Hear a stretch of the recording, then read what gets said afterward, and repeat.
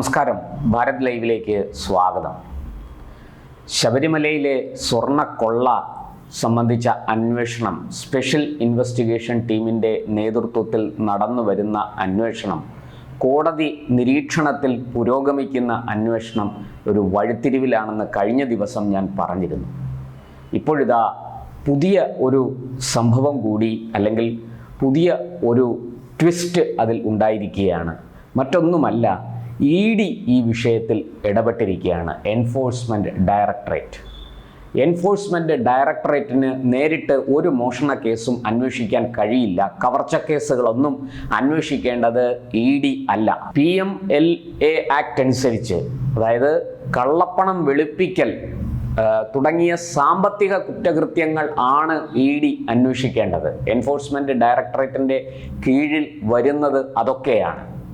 ഇവിടെ എന്താണ് ഈ കവർച്ച കേസിൽ ഇത്തരത്തിൽ ഇങ്ങനെ ഒരു ED അന്വേഷണം വരാൻ കാരണം? കഴിഞ്ഞ ദിവസം ഹൈക്കോടതി ഡിവിഷൻ ബെഞ്ചിൽ ഇത് സംബന്ധിച്ച ഹർജി പരിഗണിക്കവേ ED ഒരു പുതിയ ഹർജിയുമായിട്ട് കോടതിയിലെത്തിയിരുന്നു. ആ ഹർജി പരിഗണിച്ച ഡിവിഷൻ ബെഞ്ച് ഇക്കാര്യത്തിൽ, അതായത് ശബരിമല സ്വർണ്ണക്കൊള്ള സംബന്ധിച്ച് സ്വമേധയാ കേസെടുത്ത അതേ ഡിവിഷൻ ബെഞ്ച് തന്നെ ഇക്കാര്യത്തിൽ വിധി പറഞ്ഞു. നേരത്തെ ED സമാനമായ രീതിയിൽ Ranni judicial first class magistrate കോടതിയിൽ ഒരു ഹർജി കൊടുത്തിരുന്നു. ഈ സ്വർണ്ണക്കൊള്ള സംബന്ധിച്ച അന്വേഷണത്തിൻ്റെ FIR-ഉം മറ്റു വിവരങ്ങളും അതിൻ്റെ പകർപ്പടക്കം EDക്ക് നൽകണം എന്നാവശ്യപ്പെട്ട ഒരു ഹർജി സമർപ്പിച്ചിരുന്നു. ആ ഹർജി കോടതി തള്ളി. ഹൈക്കോടതി ഡിവിഷൻ ബെഞ്ചിനെ ED സമീപിക്കുകയായിരുന്നു. ഡിവിഷൻ ബെഞ്ച് അനുകൂലമായ തീരുമാനമെടുത്തു. EDക്ക് ആ രേഖകൾ നൽകണം, അതിന് പുതിയ അപേക്ഷ കോടതിയിൽ സമർപ്പിക്കണം, സമർപ്പിച്ച് രേഖകൾ വാങ്ങാം. അതിനകത്ത് സാമ്പത്തിക ക്രമക്കേട് ഉണ്ടായിട്ടുണ്ട് എന്ന് ബോധ്യപ്പെട്ടാൽ അത് ഈ റാന്നി ജുഡീഷ്യൽ ഫസ്റ്റ് ക്ലാസ് മജിസ്ട്രേറ്റിനെ കൂടി ബോധ്യപ്പെടുത്തണം, ആ കോടതിയെ ബോധ്യപ്പെടുത്തണം. കാരണം എന്തിനാണ് ഈ പകർപ്പ് വാങ്ങുന്നത്? ഈ പകർപ്പ് വാങ്ങുന്നതിലൂടെ ED എന്താണ് ഈ കേസിൽ ചെയ്യാൻ പോകുന്നത് എന്ന കാര്യം കൃത്യമായിട്ട് ബോധ്യപ്പെടുത്തണം എന്ന് മാത്രമേ ഹൈക്കോടതി ഡിവിഷൻ ബെഞ്ച് പറഞ്ഞിട്ടുള്ളൂ. അങ്ങനെ ബോധ്യപ്പെടുത്തി FIR-ൻ്റെ പകർപ്പ് നിങ്ങൾക്ക് വാങ്ങാം.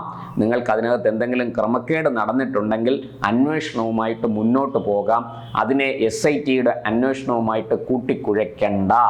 കോടതി വളരെ കൃത്യമായിട്ട് പറഞ്ഞിരിക്കുന്നു. എന്തായാലും ഒരു കാര്യം വ്യക്തമാണ്, ഈ ED ഇതിനകത്ത് ഇടപെടണമെങ്കിൽ അവർക്ക് തക്കതായ എന്തോ ഒരു തെളിവ് കിട്ടിയിട്ടുണ്ട്. പ്രഥമ ദൃഷ്ട്യ ഈ കുറ്റം നിലനിൽക്കുന്ന തരത്തിലുള്ള, അല്ലെങ്കിൽ ആ കുറ്റം തെളിയിക്കാൻ ആവശ്യമായ എന്തോ ഒരു തെളിവ്, എന്തോ ഒരു വിവരം EDക്ക് എൻഫോഴ്സ്മെൻറ്റിന് കിട്ടിയിട്ടുണ്ട് എന്ന് വ്യക്തമാണ്. അതിനെ തുടർന്നാണ് ED കേസിൽ ഇടപെടുന്നതും അന്വേഷിക്കാൻ മുന്നോട്ട് വരുന്നതും. ഇത് സംബന്ധിച്ചൊക്കെ നിരവധി പരാതികൾ പല ഏജൻസികളിൽ കിടപ്പുണ്ട്. ഇത് സംബന്ധിച്ച് CBI അന്വേഷണം വേണമെന്ന് പലരും ആവശ്യപ്പെട്ട് കഴിഞ്ഞു. കാരണം ഇത് സംസ്ഥാന ബാഹുല്യം, ഈ നമ്മുടെ കേരളത്തിന് പുറത്തേക്ക് ഈ വിഷയം പോയിട്ടുണ്ട്. ഈ സ്വർണ്ണപ്പാളി കേരളത്തിന് പുറത്തു കൊണ്ടുപോയിട്ടുണ്ട്. മെയിൻ്റനൻസ് ചെയ്യാൻ, അതായത് അറ്റകുറ്റപ്പണി ചെയ്യാൻ എന്ന വ്യാജേന ഇത് തമിഴ്നാടും കടന്ന് ആന്ധ്രയും കർണാടകയും ഒക്കെ പോയിട്ടുണ്ട്. ഹൈദരാബാദിൽ പോയിട്ടുണ്ട്, ബാംഗ്ലൂരിൽ കൊണ്ടുപോയിട്ടുണ്ട്. അപ്പോൾ ഇത് തീർച്ചയായിട്ടും കേരള പോലീസിൽ നിന്ന് രൂപീകരിക്കുന്ന ഒരു സ്പെഷ്യൽ ഇൻവെസ്റ്റിഗേഷൻ ടീമിനോ അന്വേഷിച്ച് പൂർത്തിയാക്കാൻ കഴിയും എന്ന് തോന്നുന്നില്ല. അതിന് കൂടുതൽ അധികാരങ്ങളുള്ള ഒരു ഏജൻസി വരേണ്ടതുണ്ട്. അവിടെയാണ് നമ്മൾ CBI പോലെയുള്ള ഏജൻസികളുടെ സേവനം തേടേണ്ടത്.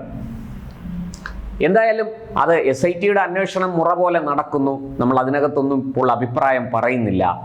അറസ്റ്റുകൾ പലതും നടന്നു, പലരെയും അറസ്റ്റ് ചെയ്യാനുള്ള നീക്കം നടക്കുന്നു, ചോദ്യം ചെയ്യേണ്ടിയിരിക്കുന്നു തുടങ്ങിയ കാര്യങ്ങളൊക്കെ ഉണ്ട്. അതുകൊണ്ട് അന്വേഷണത്തെക്കുറിച്ച് ഇപ്പോൾ നമ്മൾ അഭിപ്രായം പറയുന്നത് തെറ്റാണ്. നടന്ന കാര്യങ്ങൾ, ഇതുവരെ ലഭ്യമായ വിവരങ്ങൾ നമുക്ക് പങ്കുവയ്ക്കാം, അതിനെക്കുറിച്ച് ചർച്ച ചെയ്യാം. മറിച്ച് അതിൽ മുൻവിധിയോടുകൂടി അഭിപ്രായം പറയുന്നത് ശരിയല്ല.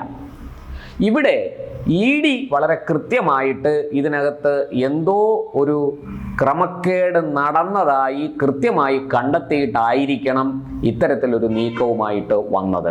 ഇനി പന്ത് റാന്നി ജുഡീഷ്യൽ ഫസ്റ്റ് ക്ലാസ് കോടതിയിൽ ഇവർ കൊടുക്കുന്ന ED കൊടുക്കുന്ന അപേക്ഷയെ ആശ്രയിച്ചിരിക്കുകയാണ്. ഇനി പന്ത് സംസ്ഥാന സർക്കാരിൻ്റെ കോർട്ടിലാണ്. കാരണം സംസ്ഥാന സർക്കാരിന് അവിടെ എന്തെങ്കിലുമൊക്കെ ന്യായങ്ങൾ പറഞ്ഞ് തീർച്ചയായിട്ടും ഈ കോടതിയിൽ EDയുടെ പുതിയ ഹർജി വരുമ്പോൾ അത് ED ആവശ്യപ്പെടുന്ന, അതായത് അതിൻ്റെ ഗ്രൗണ്ട്സ് ഒക്കെ കൃത്യമാണെങ്കിൽ, ആ അപേക്ഷയിൽ ഉന്നയിച്ചിരിക്കുന്ന കാര്യങ്ങളെല്ലാം വളരെ വ്യക്തമാണെങ്കിൽ തീർച്ചയായിട്ടും കോടതിക്ക് ആ FIRൻ്റെ പകർപ്പ് EDക്ക് കൊടുക്കേണ്ടി വരും.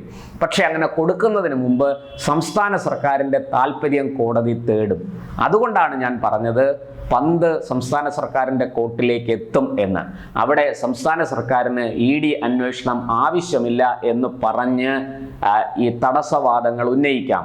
തീർച്ചയായിട്ടും അത് ഉന്നയിക്കുമെന്ന് തന്നെയാണ് ഞാൻ കരുതുന്നത്. കാരണം ഇതിനെ സംബന്ധിച്ച പല കാര്യങ്ങളും കേന്ദ്ര ഏജൻസികൾ അന്വേഷിക്കാൻ തുടങ്ങിയാൽ ഇതിനേക്കാൾ കൂടുതൽ ഞെട്ടിക്കുന്ന വിവരങ്ങൾ പുറത്തു വരും. പത്മകുമാർ പറഞ്ഞതുപോലെ ദൈവതുല്യരായ ആൾക്കാരടക്കം ഒരു പക്ഷേ പ്രതി ചേർക്കപ്പെടും. ഉന്നതങ്ങളിൽ ഇരിക്കുന്ന, വിരാജിക്കുന്ന, ദന്തഗോപുരങ്ങളിൽ കഴിയുന്ന പല ഉന്നതന്മാരും ഇതിനകത്ത് പെടും. അതും മന്ത്രിയായാലും കൊള്ളാം, തന്ത്രിയായാലും കൊള്ളാം. ചോദിക്കുന്ന ചോദ്യങ്ങൾക്ക്, EDയുടെ ചോദ്യങ്ങൾക്ക് കൃത്യമായ ഉത്തരം പറയേണ്ടി വരും. ഇത് സംസ്ഥാന സർക്കാരിന് നല്ലവണ്ണം അറിയാം. അതുകൊണ്ട് തന്നെ തടസ്സവാദങ്ങൾ ഉന്നയിച്ച് ഈ ഹർജി മടക്കാനുള്ള എല്ലാ പണിയും സംസ്ഥാന സർക്കാർ എടുക്കും എന്ന് തീർച്ചയാണ്.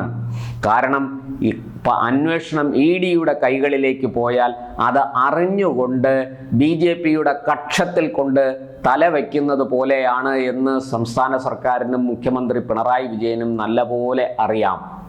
കാരണം നിരവധി ED കേസുകൾ സംസ്ഥാന സർക്കാരിലെ പല പ്രമുഖർക്കെതിരെയും തുടരുന്നുണ്ട്. നമുക്കറിയാം, ഈ അടുത്ത കാലത്താണ് മുഖ്യമന്ത്രിക്ക് തന്നെ EDയുടെ അഡ്ജുക്കേറ്റിംഗ് അതോറിറ്റിയുടെ നോട്ടീസ് കിട്ടിയത്. കിഫ്ബിയുടെ ഫണ്ട് വകമാറ്റി ചെലവഴിച്ചു, ഭൂമി വാങ്ങി എന്ന ആരോപണം ഉന്നയിച്ചുകൊണ്ട്, അല്ലെങ്കിൽ അതിൽ വിശദീകരണം ആവശ്യപ്പെട്ടുകൊണ്ട് ED നോട്ടീസ് കൊടുത്തിരിക്കുകയാണ് മുഖ്യമന്ത്രി പിണറായി വിജയനും മുൻ ധനമന്ത്രി തോമസ് ഐസക്കിനും കിഫ്ബിയുടെ CEOയ്ക്കും ഒക്കെ.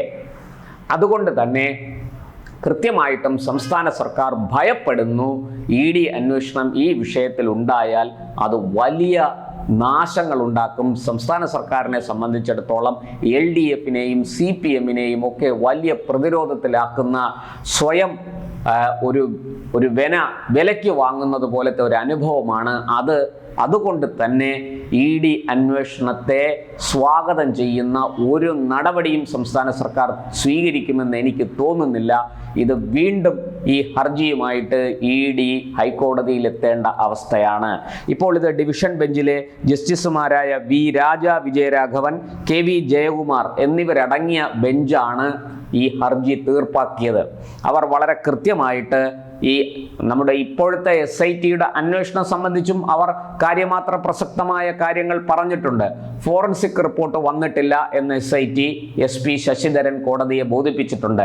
അടച്ചിട്ട മുറിക്കുള്ളിലായിരുന്നു നടപടിക്രമങ്ങൾ, പുറത്തുള്ളവർക്ക് ആർക്കും പ്രവേശനമില്ലായിരുന്നു. കോടതി അതീവ രഹസ്യമായിട്ടാണ് അന്വേഷണ ഉദ്യോഗസ്ഥനോട് സംസാരിച്ചത്. സംസ്ഥാന സർക്കാരിൻ്റെ അഭിഭാഷകൻ അവിടെ ഉണ്ടായിരുന്നോ ഇല്ലയോ എന്ന് വ്യക്തമല്ല. എന്തായാലും ഈ അന്വേഷണ ഉദ്യോഗസ്ഥൻ നൽകിയ വിവരങ്ങൾ അനുസരിച്ച് കോടതി അന്വേഷണത്തിന് 6 ആഴ്ച കൂടി അനുവദിച്ചിട്ടുണ്ട്, 1.5 മാസം. ഈ 1.5 മാസത്തിനുള്ളിൽ ഫോറൻസിക് റിപ്പോർട്ടും മറ്റ് നടപടിക്രമങ്ങളും പൂർത്തിയാക്കി വളരെ കൃത്യമായ റിപ്പോർട്ട് കോടതിക്ക് സമർപ്പിക്കാനാണ് നിർദ്ദേശിച്ചിരിക്കുന്നത്. ഇനി ഈ 1.5 മാസം കഴിഞ്ഞ്, 6 ആഴ്ച കഴിഞ്ഞ് ഇതിൽ എന്തെങ്കിലും മാറ്റം വരുമോ, അന്വേഷണ സംഘം കൂടുതൽ സമയം ആവശ്യപ്പെടുമോ എന്നൊക്കെ കണ്ടറിയേണ്ടിയിരിക്കുന്നു. എന്തായാലും ഇതിനിടയ്ക്ക് ED കൂടി കടന്നു വന്നിരിക്കുന്നു. ആ EDക്ക് കൂടി അവിടെ ഒരു സ്പേസ് കൊടുത്തുകൊണ്ട് കോടതി ഉചിതമായ തീരുമാനമെടുത്തിരിക്കുന്നു. കൃത്യമായി നിങ്ങൾക്ക് ഹാജരാക്കാനുള്ള തെളിവുകളും രേഖകളും ഹാജരാക്കിയാൽ Ranni judicial first class magistrate EDയുടെ അന്വേഷണത്തിന് അനുമതി നൽകും എന്ന് തീർച്ചയാണ്. അതിന് താൽക്കാലികമായിട്ട് തടസ്സപ്പെടുത്താൻ സംസ്ഥാന സർക്കാർ ശ്രമിക്കും എന്നുള്ള കാര്യവും നമുക്കറിയാം. പക്ഷേ അതുകൊണ്ടൊന്നും കാര്യമില്ല. വളരെ കൃത്യമായിട്ട് രേഖകളും തെളിവുകളുമായിട്ട് ED മുന്നോട്ട് വന്നാൽ ഹൈക്കോടതിക്ക് EDയുടെ അന്വേഷണത്തിന് അനുമതി നൽകേണ്ടി വരും എന്ന കാര്യം തീർച്ചയാണ്. കോടതി അതിനുള്ള നടപടി സ്വീകരിക്കുമെന്നും നമുക്ക് കരുതാം.